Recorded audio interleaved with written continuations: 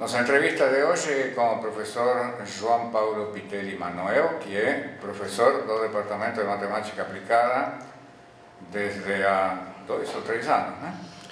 4 anos. 4 anos. Fiquei um ano fora, mas tem 4 anos. 4 anos. Então, o professor Pitelli, ele trabalha em física matemática. E eu vou começar por uma pergunta que eu faço mais de 4 anos que estou em dúvida. Quando foi sua banca de concurso, eu perguntei para você se você se sentia mais confortável como matemático ou como físico, e você respondeu de maneira muito enfática que como matemático. Isso me parece muito natural, porque como era um concurso de matemática, teria sido suicida responder outra coisa. De alguma maneira, quem testava era se você era uma pessoa de bom senso, né? Mas gostaria que você desenvolva isso agora de uma maneira, sei lá, que desenvolva mais do que não exatamente o que você respondeu naquela oportunidade, que certamente estaria motivado por a circunstância particular, mas, sei lá, francamente, como que você vê essa relação entre a matemática e a física e sua posição dentro dessa dialética? Eu acho que depende da definição do que é física matemática, né? Essa é uma boa maneira de começar. Depende da definição. Tem pessoas que consideram... Tem lugares, por exemplo, que o que eu faço estaria na física, tem lugares que estaria na matemática. Aqui está na matemática. Eu acho que é apropriado, porque utiliza muita matemática mesmo para fazer o que eu faço. Uma teoria, eu utilizo muita a teoria de análise funcional, de coisas que geralmente matemáticos estudam, mas sempre aplicada à física. Então, eu acho que o lugar mais apropriado, não respondendo essa pergunta, respondendo o lugar mais apropriado para onde minha pesquisa se encaixa, eu acho que é na matemática. Então, de uma maneira geral, eu sou um físico, porque eu sou formado em física, utilizando muita matemática. Então, eu acho que eu me sinto mais à vontade fazendo matemática. Inclusive dando aulas de matemática, eu me sinto mais à vontade também. E quando você diz que depende do que se considera que é a física matemática, você parece indicar que há diferentes versões do que é física matemática. Eu acho que é mais... Eu não sei exatamente como surgiram essas coisas, mas existem lugares em que o que é de física que se encontra na matemática estaria na física. Então, por exemplo, aqui, gravitação, a maioria das pessoas que trabalham com gravitação e gravitação semiclássica, essas coisas, está na matemática. Tem lugares que estariam na física, por exemplo, não sei, na Unesp, por exemplo, no IFT, eles estão na física. Então, eu acho que, eu não sei como surgiram essas definições, mas essas diferenças entre o que... Mas eu acho que depende muito do lugar, o que o lugar considera física matemática. E aqui, na Unicamp, a gente considera o que eu faço física matemática. Talvez a maioria das pessoas que trabalham nessa área estão no departamento do Instituto de Matemática e não no Instituto de Física, aqui na Unicamp. Mas, por exemplo, alguém que faz mecânica de fluidos não faz física matemática? Depende do lugar e depende da profundidade. Por exemplo, tem professores aqui que trabalham na matemática aplicada, que trabalham com mecânica de fluidos, principalmente utilizando de métodos computacionais. Eles estão na matemática. É sutil isso, né? Porque tem lugares em que quem trabalha com mecânica de fluidos está na física. Eu não sei como surgiram essas coisas, para ser sincero, mas essa diferenciação acho que depende mais do lugar do que da definição propriamente dita. Ninguém nunca me definiu o que é física matemática. Física matemática é isso. Depende da região. Mas a área em que você trabalha dentro da física matemática é mais física teórica? Física teórica, 100% teórica. Eu trabalho mais com... tento colocar a mecânica quântica em gravitação. Não é uma teoria de gravitação quântica, mas, por exemplo, uma teoria semiclássica de gravitação, em que eu coloco elementos da mecânica quântica em uma teoria base de gravitação. eu utilizo, como é uma área, eu estou trabalhando com equações de onda, equações não propriamente da relatividade geral, mas da mecânica quântica, eu utilizo muito de análise funcional para fazer minhas análises. Então, isso é essencialmente o que eu faço. O que eu faço, principalmente, minha principal área de pesquisa, é trabalhar com essa análise das equações da mecânica quântica aplicada à gravitação. Isso, se for ver, está no livro do von Neumann, de muito tempo atrás, em que ele classifica de maneira, utilizando toda a teoria de análise funcional, ele faz uma classificação, ele faz um estudo das equações da mecânica quântica, da teoria da mecânica quântica, seguindo essa abordagem de análise funcional, né, que é necessário para a mecânica quântica. E talvez por isso eu esteja no lugar mais apropriado, por causa dessa abordagem que é bem matemática. Me diga uma coisa, as coisas que você faz, não por você, mas digamos as derivações das coisas que você faz, em algum momento aparece aí a verificação experimental, ou seja, você faz teoria que depois alguém verifica experimentalmente ou é outro contexto? Não. Eu estou mais na área, o que se tem muito hoje o que se fala de, quando você faz teoria de campos em gravitação, você faz teoria de campos em lugares que se chamam espaços globalmente hiperbólicos, então, que tudo dá certo, e tudo vai funcionar, etc. Mesmo nesses espaços, a gente está trabalhando com coisas de difícil verificação experimental, como efeito Hawking, coisa do tipo assim. Eu trabalho tentando formular, junto com, obviamente, outras pessoas fazem isso também, tentando formular essa teoria em espaços não globalmente hiperbólicos, que são exemplos que a gente muitas vezes, como por exemplo espaços com singularidades nuas, a gente nem espera encontrar na natureza. Então, a possibilidade de verificação experimental é ainda mais difícil. O que eu tento fazer é, se esses espaços existirem, ou se de alguma forma a gente encontrar coisas parecidas com eles, quais os efeitos, como que a gente conseguiria identificar esses espaços, caso eles existam. Mas o nosso bom senso físico diz que ou eles não vão existir, ou alguma coisa vai curar eles e prevenir eles existir, como a gravitação quântica, que é uma das coisas que eu tento. Então, na verdade, o que eu tento fazer é, se eles existirem, como que a gente vai identificar, ou se alguma coisa vai prevenir eles de existirem, segundo a abordagem da mecânica quântica. Alguma coisa vai fazer que eles não existam. Ou curá-los, de certa forma.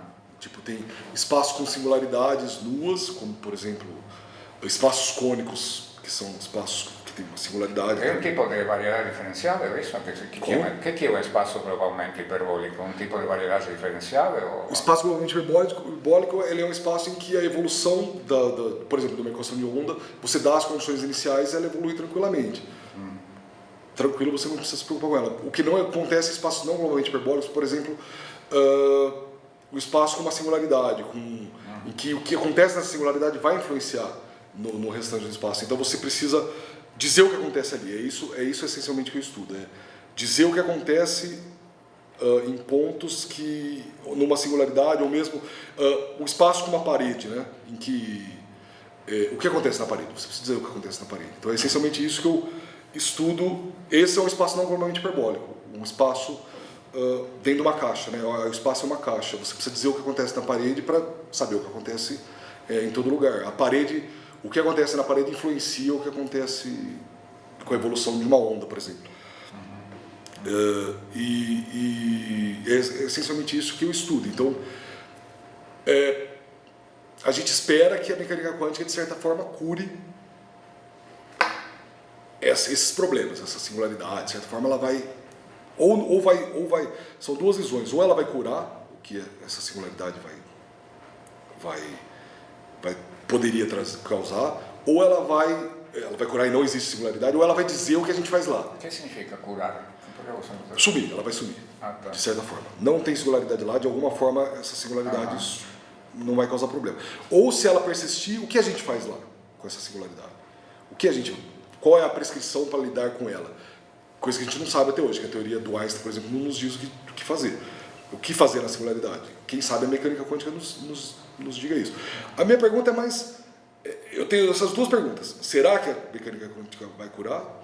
Mas eu também comecei a me fazer uma outra pergunta. Se ela não curar ou se ela persistir, quais são os efeitos dela? Quânticos. E é isso que eu comecei a estudar mais nos últimos anos. Não olhar bem para o lado, vamos curá-la, olhar para o lado, ela existe. Quais são as consequências? Então, quânticas que isso pode trazer. Você se formou em física onde? Aqui na Unicamp? Aqui na Unicamp. E fez o doutorado aqui na Unicamp também? Aqui na Unicamp também. Com quem? Com o Letelier. E depois, faz pouco tempo você saiu para os Estados Unidos?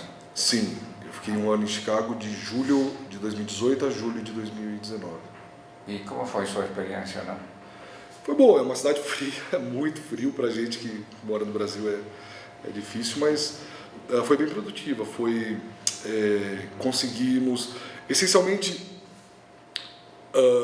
a gente desenvolveu, eu tinha, por um curto espaço de tempo ali, por 4 meses, a gente trabalhou, eu e um aluno meu de mestrado estava lá também, então a gente conseguiu trabalhar junto com o principal criador dessa teoria, que é o professor Wald, que recepcionou a gente lá. A gente estudou, essencialmente, a grosso modo, o que acontece em vez de você, com um espaço bem importante de física, que chama tempo de Anti de Sitter, que essencialmente a luz chega no infinito num tempo finito. Então você, por exemplo, mesmo num tempo, mesmo você estando a uma distância infinita de qualquer lugar, essa parede, entre aspas, estando a uma distância infinita, a luz chega num tempo finito. Então você precisa dizer o que acontece lá. E a gente estudou tudo, as consequências que a mecânica quântica pode trazer para esse espaço. Esse espaço ela tem o que eu acho principal assim, esse espaço ele é muito simétrico. Ele é como, vamos supor, é uma esfera totalmente simétrica, né? Ela é um espaço que a gente chama de maximalmente simétrico, a esfera é um exemplo dele. O espaço-tempo de Anti de Sitter é maximalmente simétrico, assim como o espaço de Minkowski é maximalmente simétrico, e ele é um exemplo de espaço maximalmente simétrico que tem todas as simetrias possíveis, né? A gente descobriu que colocando a mecânica quântica a gente quebra muitas simetrias, muitas. Então a gente tem aí uma espécie de anomalia em que o que a gente espera classicamente, essas simetrias clássicas que a gente espera, em mecânica quântica deixam de valer. E isso foi o principal que a gente as principais coisas que a gente estudou lá em Chicago, eu e esse meu aluno, e foi bom porque a gente tinha junto com a gente tinha o criador de toda essa teoria de essa parte de dizer o que acontece na parede em que a luz chega num tempo finito. Então a gente precisa dizer o que acontece lá, essa parte, o que dizer, qual é a boa prescrição nessa parede. É ele que criou, o professor Wald que criou, então a gente tinha ele do nosso lado, foi bem produtivo, foi bem legal. Pelo que você menciona, eu consigo imaginar que o seu trabalho é essencialmente igual, muito parecido ao trabalho do matemático mesmo, né? Ou seja, dá a impressão que, bom, quer dizer, você, quando você diz, descobrimos o que acontece nessa parede e tal, vocês fazem teoremas e esses teoremas dizem o que acontece aí, ou há alguma sutileza que me escapa? Não são bem teoremas, né? A gente... Isso eu gostei, o que significa que não são bem teoremas? Então, vamos dizer, geralmente, pode ser, geralmente o teorema a gente tem as hipóteses e chega numa conclusão, e a gente, pode ser, seria mais algo do tipo, eu preciso dizer o que acontece na parede, como eu falei, eu preciso dizer o que acontece, eu digo, o que acontece, segundo a prescrição desse professor, então e veja as consequências. Não sei, é um teorema. Eu não estou formulando eu estou vendo as consequências de uma prescrição, vamos dizer assim. Então, as consequências seria assim. Bom, então, se não é um teorema, você faz um cálculo para ver. Sim. Seria as consequências físicas de uma prescrição matemática. O teorema matemático existe. Então vamos estabelecer dessa forma. O teorema matemática diz, por toda a teoria do von Neumann, o que acontece, como eu descrevo as coisas daquele lugar. Eu vejo as consequências físicas disso. Então, calculo observáveis mesmo, coisas que a gente poderia medir. Claro que no mundo ideal, mas sim, então eu não seria as consequências físicas.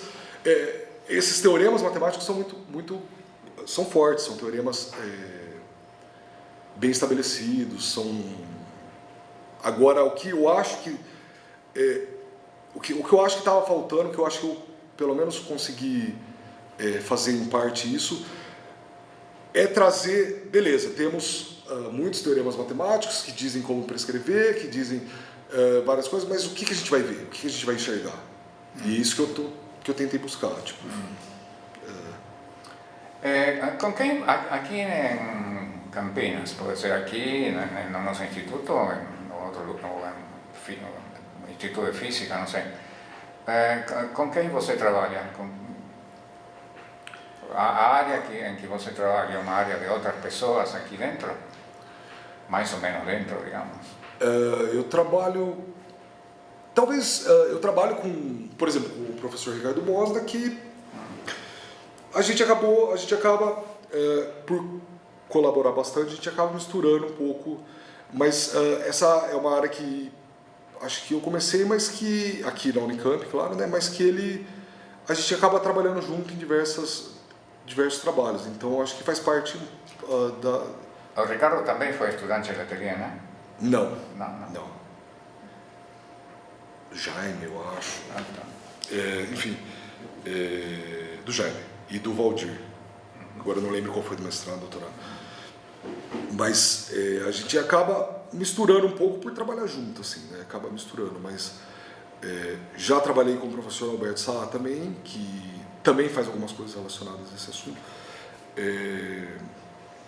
Então é meio que é uma área que a minha principal área de pesquisa é essa daí, mas acaba misturando com esses outros dois professores, principalmente com o Ricardo Mosda, acaba misturando um pouco, porque a gente trabalha bastante junto, entre outras coisas que nós já fizemos, né? Mas em relação a essa... Na física, eu, por enquanto, ainda não trabalhei com ninguém de lá, mas estamos tentando, eu com um novo aluno de mestrado, estamos tentando uma colaboração lá, enfim. Aqui nós tivemos dois professores por muitos anos que foram líderes da física matemática, o Valdir e o Patrício, dois falecidos, né? Como você avaliaria a influência deles no que veio depois, né? Na escola que eles criaram? Eu conheço muito mais o professor Patrício Letelier, né, que foi meu orientador. Inclusive tem uma escola com o nome dele, então ele deixou você falou dessa escola, ele deixou uma escola mesmo com o nome dele. Ele foi bem importante. Era uma pessoa que tinha muitas ideias. Eu particularmente na minha carreira é a pessoa que tinha mais ideias que eu conheci. Ideias de pesquisa mesmo, né? Ele tinha uma fonte infinita de ideias. O professor Valdir eu não conheci tão bem, conhecia, mas não conheci tão bem. Mas ele, por exemplo, tem o livro dele em que ele trabalha com equações de Maxwell, Dirac, Einstein e tudo. Ele tinha essa visão, ele tinha uma visão matemática muito era isso, o professor Valdir tinha uma visão matemática muito profunda das coisas. O professor Letelier tinha uma visão extremamente física de tudo. Então, é a visão que eu tenho, tá? Eu acho que é isso. Se você ler o livro do do Valdir, você vai ver que ele tinha uma visão bem matemática, rigorosa de toda, principalmente de relatividade geral e etc. O professor dele era uma visão totalmente física disso, assim. Não sei, você tem orientados neste momento de pós-graduação? Estou com um aluno de mestrado. E como vocês se comunicam com os alunos de graduação para, digamos, para seduzi-los para a sua área? Ou eles já vêm seduzidos?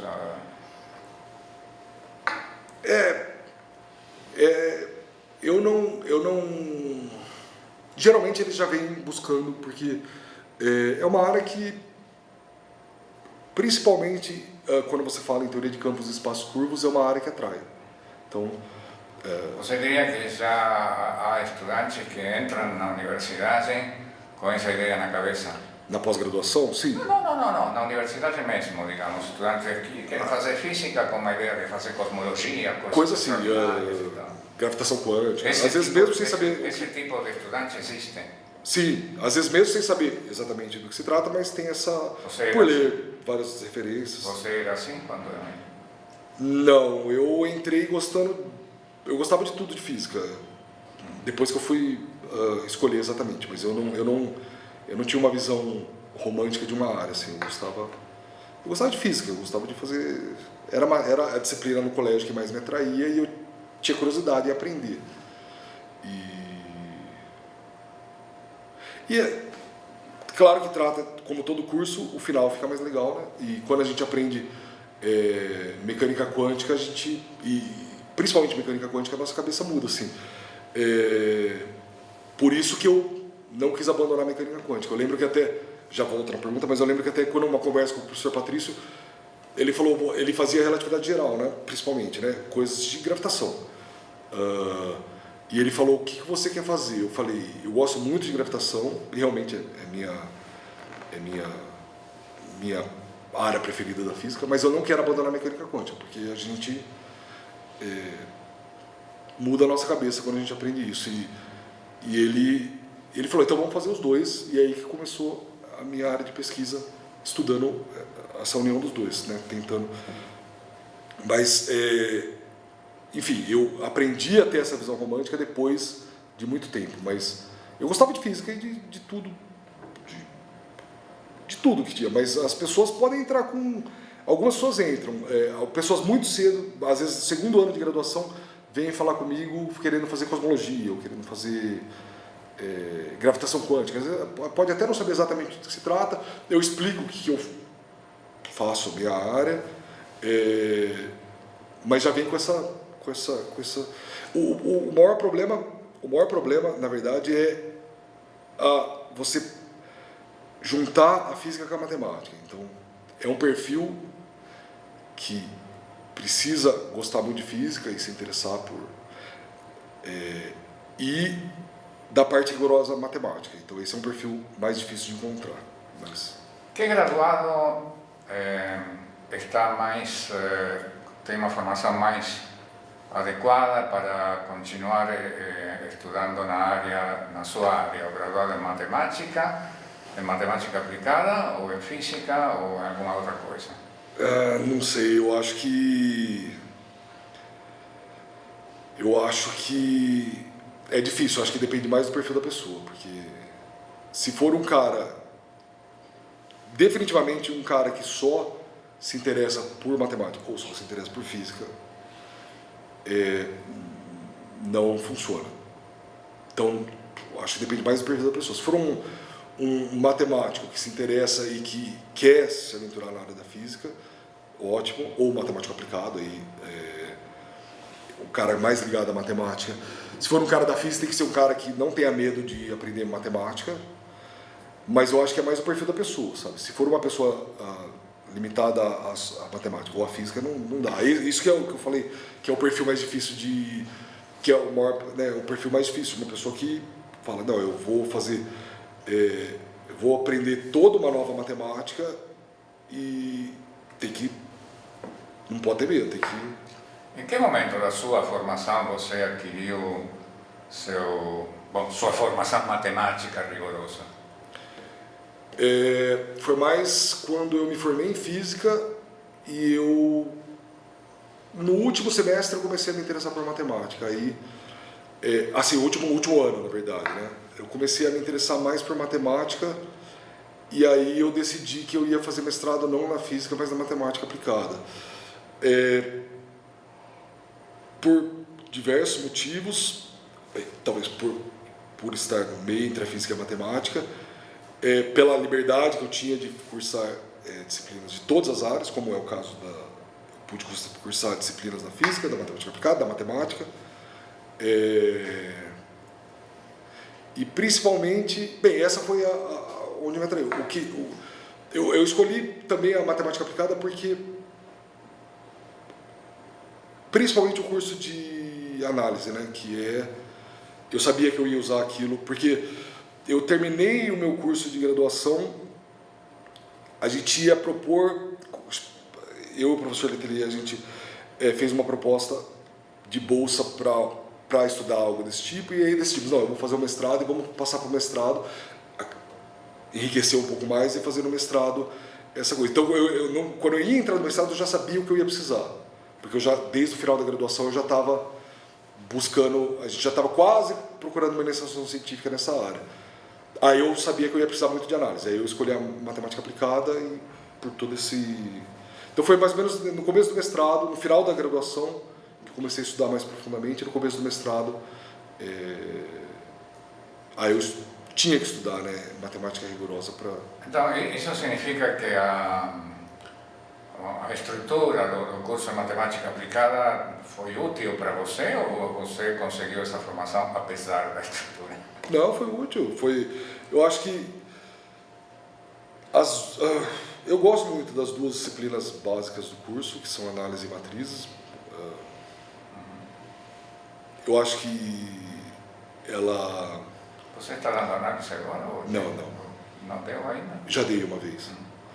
Eu acho que o que o Letelier falava até, ele falava, geralmente, ele falava, essas matérias são legais para o físico, para quem veio da física, porque o físico tem exemplos na cabeça, então a gente vê matrizes, vê análise aplicada, a gente tem exemplos na física de tudo que a gente está vendo, né, nesses cursos. Então, eu aprendi muito com esses cursos e fiz curso na pura, geometria diferencial, fiz curso na física, mecânica quântica, eu acho que fiz outros cursos na aplicada, equações diferenciais, acho que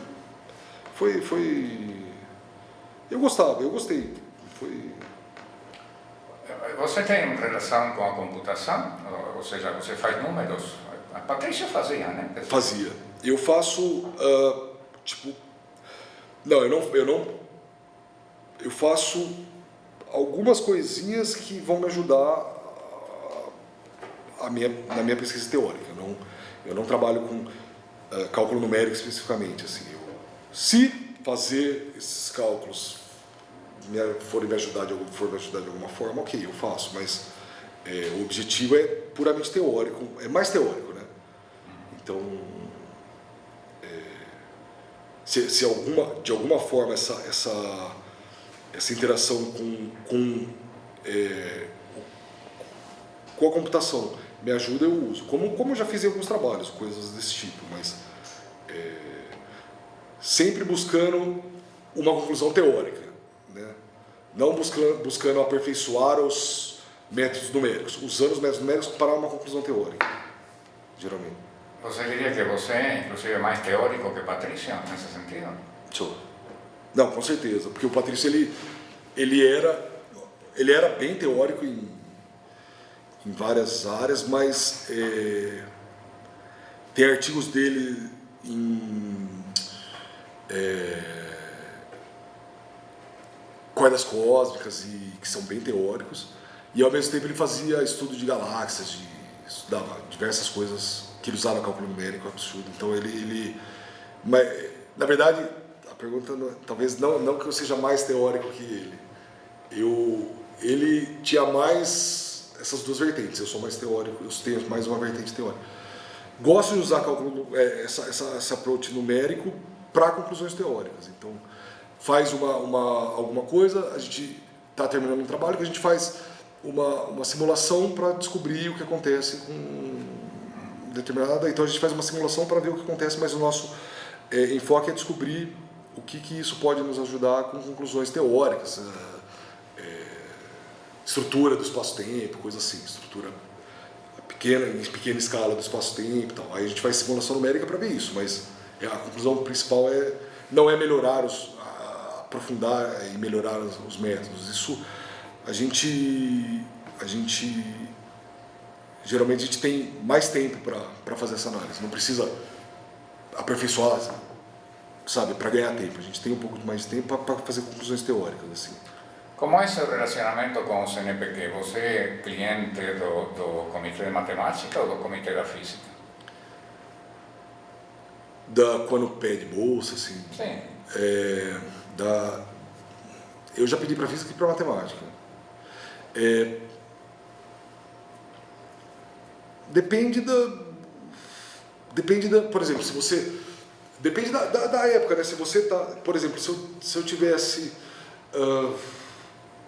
sei lá, 5 anos atrás eu estava com bastante estudo matemático das coisas, então eu estava, com certeza seria algo do tipo do comitê de matemática, mas agora eu cheguei num momento em que eu parei de tentar buscar novas formulações matemáticas e ver as consequências físicas, como eu disse, de várias coisas. Aí seria mais comitê da física, mas eu acho que eu me encaixaria nos dois, assim.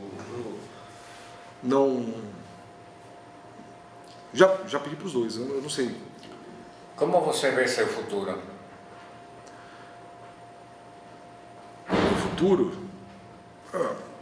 Você vai ficar aqui em Campinas o resto da sua vida? Você vai... Provavelmente, espero eu. mudar, não sei. Não, eu gosto daqui, eu vou ficar aqui. A menos que muita coisa mude, eu sou de Campinas, eu nasci aqui. Apesar de ter... Um caso estranho. Apesar de ter mudado, mas eu nasci aqui, torço pro Guarani, então... Não, pretendo ficar aqui, pretendo ser, quem sabe, daqui a muitos anos, ser uma pessoa reconhecida aqui no sentido de sabe, ser não sei a palavra exata, mas ser uma pessoa reconhecida por tudo que eu fiz ao longo da carreira. Mas aqui no Unicamp eu gosto daqui.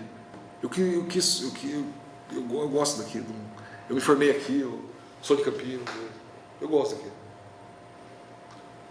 Tá bom, João. Então vamos parar por aqui hoje. Talvez em algum momento, anos futuros, façamos outra entrevista. Não sei se eu, mas alguém vai fazer. Obrigado. Tá bom, obrigado.